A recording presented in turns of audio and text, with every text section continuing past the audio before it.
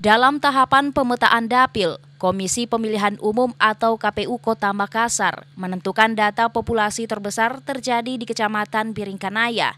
Jika dibandingkan dengan data pada pemilihan tahun 2019 lalu, yang mengalami populasi pemilihan terbesar di Kecamatan Tamalate, sehingga sejumlah opsi untuk melakukan pemetaan dapil dianggap penting untuk tidak membebani kinerja KPU, khususnya dalam penetapan jumlah TPS di setiap kecamatan.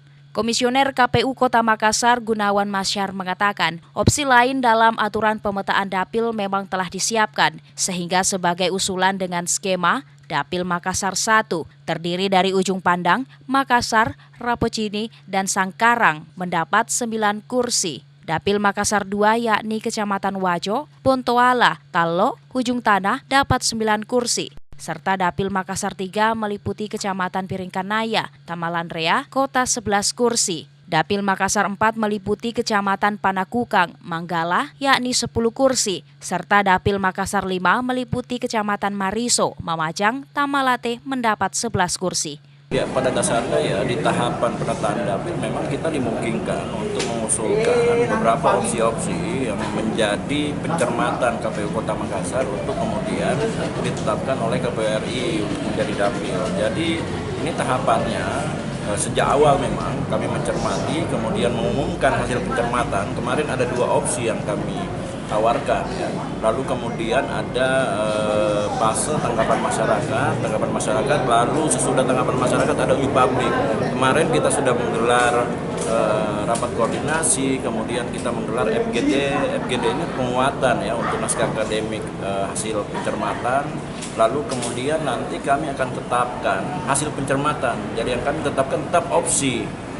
Sampai saat ini ada 2 dan itu seperti yang dikatakan oleh ketua tadi bahwa itu adalah proposal terbuka. Kami tidak, ini bukan sesuatu yang final ya.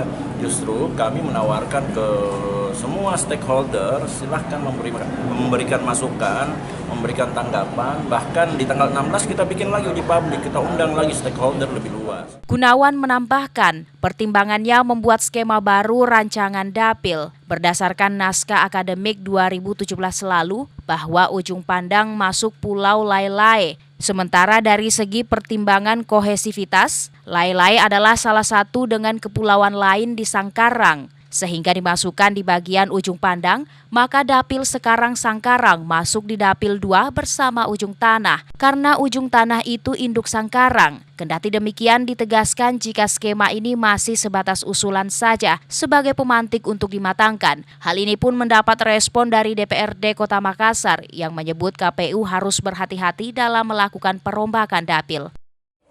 Sebenarnya kalau kita bicara petahana tidak merugikan, yang rugi itu kecamatan karena ada loss. Dia tidak memiliki anggota DPR. Misalkan Kecamatan Sangkarang dipindahkan ke dapil lain, berarti Kecamatan Sangkarang itu dalam saat sampai terpilihnya anggota DPR baru dia memiliki anggota DPR. Jadi tanggung jawab moral dan material itu berkurang. Akan berbeda perlakuannya hari ini Sangkarang karena dia memiliki 10 anggota DPR. Itu tadi bahwa bayangkan kalau ada rentang waktu loss seperti itu, siapa yang ingin memperjuangkan kepentingan mereka? Sementara Kecamatan Sangkarang itu adalah kecamatan yang berkembang. Kecamatan berkembang ya berarti dia membutuhkan legislator yang kemudian punya kemampuan membangun komunikasi politik dengan eksekutif dalam rangka pengembangan kecamatan itu. Nah kalau dia dipindah, siapa yang mengurus? Abdul Wahab Tahir mengatakan, jika Sangkarang dipindahkan ke Dapil 1, maka Dapil 2 yang sebelumnya mendapat 10 kursi, kini hanya mendapatkan 9 kursi, sehingga banyak pihak yang dirugikan, mulai dari parpol, calon legislatif, hingga konstituen masyarakat. Ira, Fajar TV dan Fajar Radio melaporkan.